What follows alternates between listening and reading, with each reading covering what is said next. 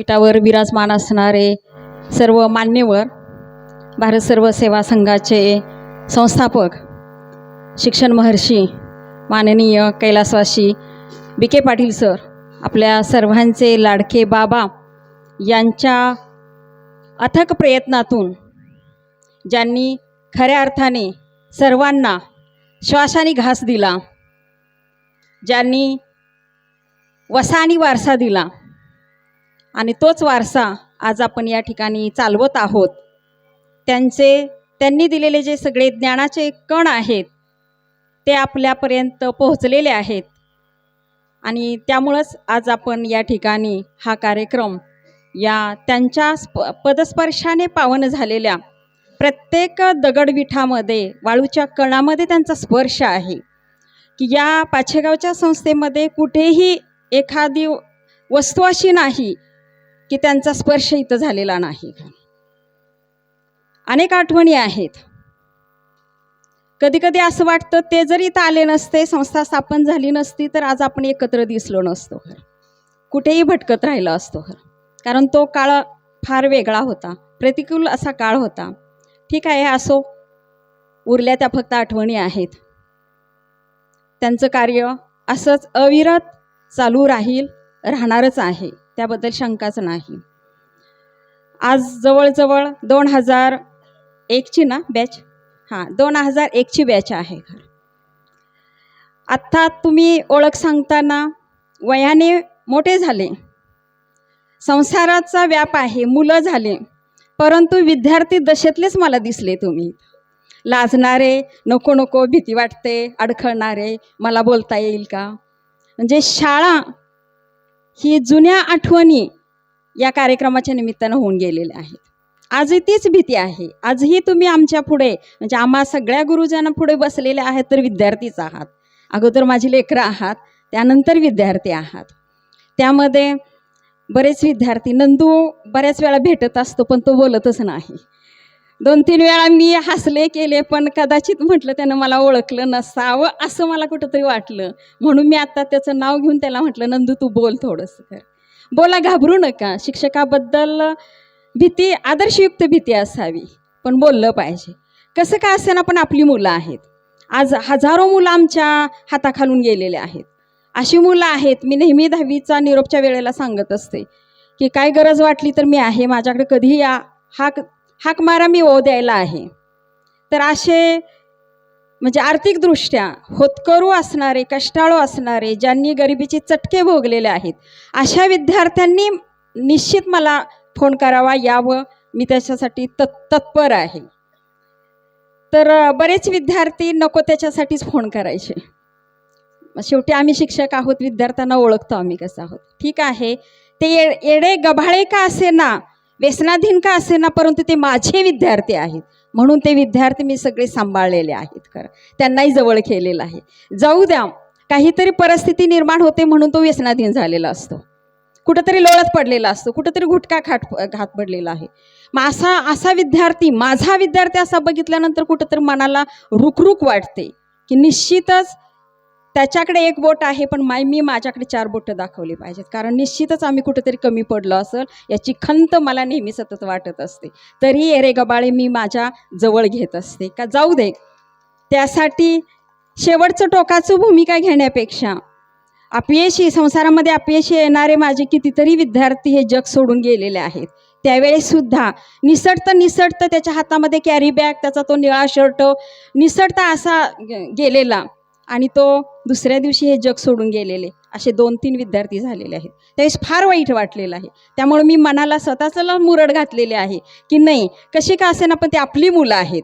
आपल्या मुलांना ट्रॅक चुकलेले आहेत, परंतु जीवनामध्ये ते यशस्वी होतील. न का कमवायचं होईना, फाटकी कपडे असू द्या, फाटका संसार असू द्या, कसे असू द्या, पण ते माझे विद्यार्थी आहेत म्हणून मी त्यांच्याकडे सतत बघत असते.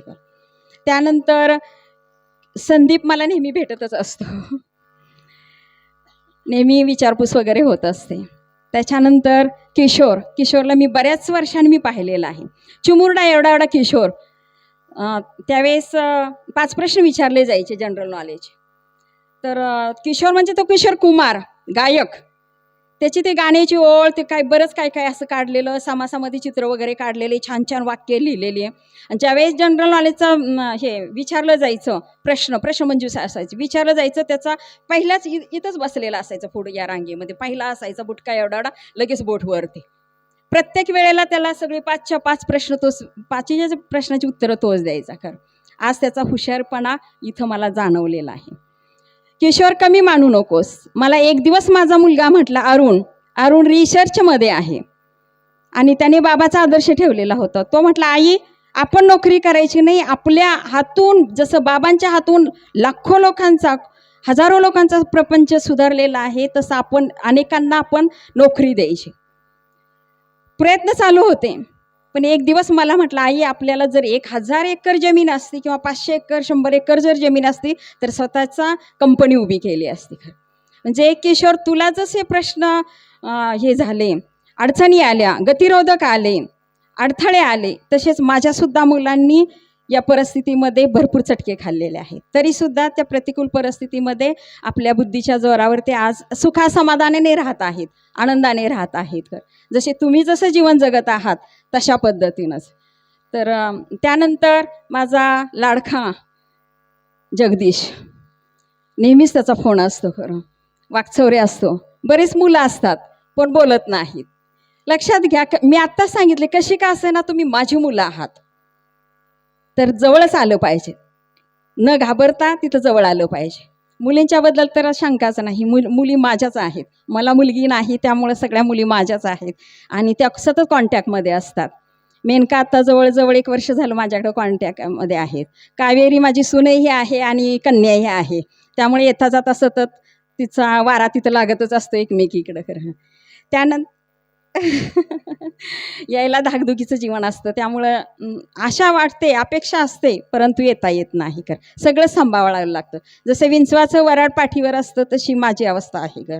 एकतर 400 किलोमीटरवरून लांबून आलेले आहे, प्रतिकूल परिस्थिती आहेत. तुमच्यापेक्षा किशोर, तुझ्यापेक्षा माझी पंख छाटलेल्या पक्षाप्रमाणे ही झालेली. कॉलेजच्या जीवनामध्ये सगळ्यात आघाडीवरती, सोशल वर्कमध्ये सगळ्यात धडाडीची कार्यकर्ते असणारी मी होते. पण सगळं उलटं घडत गेलं. पदरी पडलं, पवित्र मानलं, अशा पद्धतीचं झालं. त्याच्यानंतर बाबांची अवस्था पाहिली. बाबा एक वेगळं अलौकिक पुरुष होता.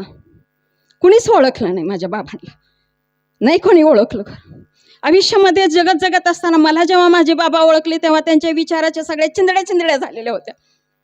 50 वर्ष झाले संस्थेला स्थापन होऊन, पण त्यांच्या अपेक्षेसारखं यश मिळालं नाही बाबांना. खरं आजही आम्ही तेच भोगलेलं आहे. खरं मी बाबांना म्हटलं होतं, बाबा मला हे वातावरण सहन होत नाही, मी सातारच्या आहे, ते वेगळं वातावरण आहे, नाशिकला मला जायचं आहे.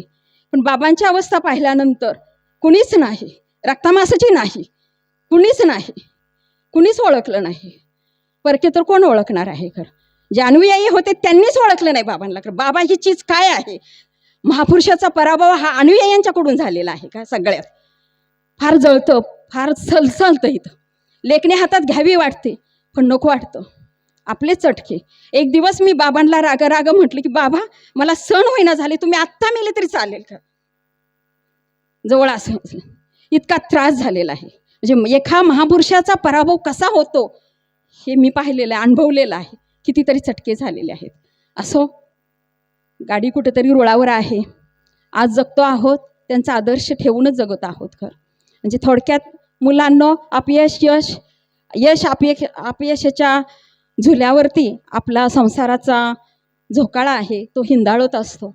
किती अपयश आलं तरी जगायचं, उभारी घ्यायची असते, हे आपल्याला बाबांनी शिकवलेलं आहे. खरं जगदीश माझा सतत येत असतो. RR पाटलांच्या मुलीचं लग्न RR पाटील वारल्यानंतर त्यांच्या अनुयायांनी ठरवलं, केलं. खरं मी तर लांबची आहे, कुणी सगळे सोयरे नाहीत. मला वाटत होतं तसं कुठंतरी घडलं आपलं इथं, पण नाही घडलं, कुठंच घडलं नाही. खरं मला केसागणी गणगत होतं, एक शब्दही सांगायची गरज नव्हती, सगळे हे झाले असते. पण शेवटी स्वाभिमान आईनं घडवलेला होता. खरं आई जन्मताच यशवंतराव चव्हाणांच्या याच्यात वाढलेली आहे, तो स्वाभिमान माझ्याकडे होता. आणि मग माझे हे चिमुरडे विद्यार्थी ज्यांच्याजवळ मी आईचं संस्कार उजवलेले होते, एक दिवस जगदीशचा मला फोन आला की मॅडम असं स्थळ आहे का. इतका आनंद झाला की बास मला. शेवटी जे पेरलं ते उगवलं. ज्यांच्याकडून अपेक्षा होती त्यांच्याकडून मिळालं नाही, पण विद्यार्थीच माझे का हे झालेले आहेत. त्यामुळं मी आत्ता शब्द वापरला, कसे का असे ना, व्यसनाधीन झालेले असू द्या, कसे का असू द्या, पण ते माझे विद्यार्थी आहेत. त्यांना माझं जवळीकता, माझा जिव्हाळा कळतो, लगेच येतात जवळ. अशी जगदीशनं माझ्या मोठ्या मुलाचं लग्न जमवलं, 10 मिनिटात लग्न हे झालं. आजही आम्ही सिंधुताई सपकाळच्या कार्यामध्ये एकत्र असतो. अपेक्षा कुठलीच करत नाही, मी देवधर्म करत नाही, पण माझे विद्यार्थी, गोरगरीब विद्यार्थी आणि सिंधुताई सपकाळ ज्यांच्यासाठी कोणी नाही त्यांच्यासाठी हा वारसा दिलेला आहे बाबांचा, तो चालवत आहे मी. म्हणूनच सांगते, मला परवा कळालं, सर आल्यानंतर म्हणे 50,000च्या पुढे खर्च झाला. तर माझी एकच विनंती आहे, कार्यक्रम घ्या, पण कुठेतरी आपण अर्धी कमवतोय त्यातला एक चतकोर घास. कोरोनाच्या काळातले बरेच जण हे झालेले आहेत. मी मागं गावंदे सरांना पण म्हटलं होतं किंवा कोणाच तरी कार्यक्रमाच्या वेळेला, पण सरच आजारी पडले, सरांचाच भरवसा नव्हता. त्यामुळे मी 5-6 महिने त्यांच्यातच व्यथित होते. पण कुठेतरी आपल्याला सर हे करावं लागणार आहे. आपली गंमत अशी होती, आपली संस्कृती अशी होती की ज्याच्यासाठी खरी गरज असते त्याच्यासाठी आपण काहीच करत नाही. नको त्याच्या जे तृप्त आहे त्याच्यासाठीच आपण देत राहतो. तर जे अतृप्त आहेत त्याच्यासाठी आपण काही, त्या माणसातलं देव आपण शोधायला शिकलं पाहिजे. तर माझी तुम्हा सर्व लेकरांना विनंती आहे की छोटे छोटे कार्यक्रम असे आपण घेऊया. पुढच्या वेळेला जेवणाचं नियोजन नाही, सगळ्यांनी आपला घरचा डबा आणायचा आणि इथं श्रीकृष्णाचा काला खायचा आहे, लक्षात.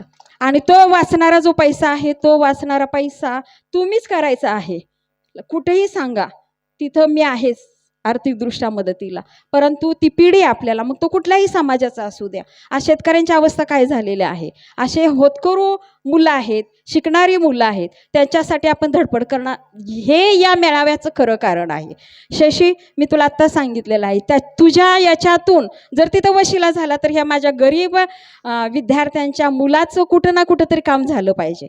बाबांनी संदेश दिला, जगाने जगू द्या. माईसुद्धा आपल्या म्हणतात जगाने जगू द्या. आपण जेव्हा जगत असतो तेव्हा इतरांना सुद्धा हाताला काम दिलं की रोटी मिळते, त्याचा प्रश्न मिटून जातो. ते काम देणं अतिशय महत्त्वाचं, ती नाती जपणं अतिशय महत्त्वाचे आहेत. तर ठीक आहे, वेळ होईल, मला एक वेळ म्हणजे पोळलेलं आहे, त्यामुळं थोडंसं वास्तव येत असतं, तर दिलगिरी व्यक्त करते. तर पुन्हा कार्यक्रमाचं नियोजन थोडंसं, आता मी 2 महिन्यांतर रिकामीच आहे, थोडं हळूहळू कार्यक्रमाचं रूप बदलूया आपण, ज्याच्यासाठी खरी गरज असते. आता सहज सांगते, धोंडा महिना झाला, मी प्रत्येक वेळेला ह्या सगळ्या कार्यक्रमाच्या विरोधात असते. धोंड्या महिना 3 वर्षानंतर आला, कोरोनाच्या काळातला तो धोंडा असाच गेला. आता तो नात खर्च केला. ज्याच्यासाठी खर्च करतो त्याला तृप्त आहे सगळं, तरीसुद्धा तो म्हणजे एकच उदाहरण देते, अशा कितीतरी लग्नाच्या पद्धती आहेत, बाकीच्या कितीतरी पद्धती आहेत. प्रत्येक याच्यातून जर आपण पैसा वाचवला, जे होतकरू मुलं आहेत, कष्टाळू मुलं आहेत, त्यांच्यासाठी जर आपण दिला, आज कितीतरी आहेत जीवन जगणारे, उपाशी राहणारे. मी चुकत राहते, मी ज्यांना दिवाळी दिली त्यांना तृप्त आहे. परत कधी कधी मनात येतं की किती पाहतो आपण रस्त्याने वगैरे जाणारे बाकीचे कितीतरी आहेत, त्यांना काहीच मिळत नाही. तर याचं नियोजन आपण करूया. हा अपाट खर्च करण्यापेक्षा कुठेतरी आपण शोधूया, भरपूर आहेत. जगदीश आणि मी तेच काम करत असतो.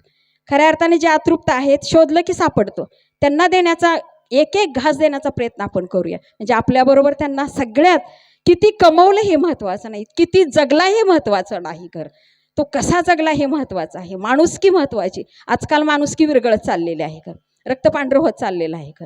ती माणुसकी जिवंत राहणं, माणुसकीचा झरा वाहता राहिला पाहिजे. त्यासाठी आपण चतकोर खातोय, त्यातली एखादा घास तरी आपण आपल्या विद्यार्थ्यांसाठी, मुलांसाठी, गोरगरिबांसाठी देणं अतिशय गरजेचं आहे. हे वैभव इथंच राहणार आहे, आपल्याकडे येणार आहे, बरोबर येणार आहे की तू किती लोकांना तृप्त केलंस, किती जणांचे प्रपंच सुधारलेस, हे अतिशय महत्त्वाचं आहे. तर ठीक आहे, मला या ठिकाणी बोलण्याची संधी दिली, सर्वांचे, संयोजकाचे वगैरे आभार मानते. आणि पुन्हा थोडंसं नियोजन आपण वेगवेगळ्या पद्धतीनं करूया, कारण आपणही गरीबच आहोत, पण त्याच्यापेक्षाही आपल्यापेक्षा कितीतरी घासासाठी भुकेलेले आहेत, त्यांना जिवंत राहण्याचा आनंद, समाधान देण्याचा आपण प्रयत्न करूया. हेच या मेळाव्याच्या माध्यमातून मी सांगू इच्छिते. जय हिंद, जय महाराष्ट्र.